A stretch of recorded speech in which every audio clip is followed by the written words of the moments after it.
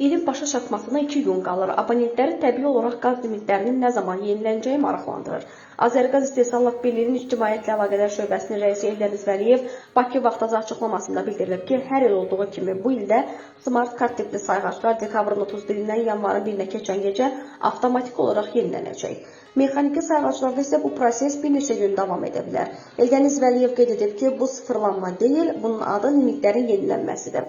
Abonentlər elə bilirlər ki, yanvarın ilk günlərində sayğaclarında olan rəqəmlər sıfırlanacaq. Yəni bu sıfırlanma deyil, yenilənmədir. O qeyd edib ki, yanvarın 6-sı 7-sindən sonra abonentlər alacaqları qazı 1200 kubmetrlik limitlə əldə edəcəklər. Bu isə 12,5 qəpik deməkdir. Abonentlər hər istifadə etdikləri qazın 1 kubmetrinə görə 12,5 qəpik ödəyirlər. Limit keçildikdən sonra isə 2500 kuba qədər istifadə olunan qazın hər kubmetrinə görə abonent 22 qəpik ödəyir.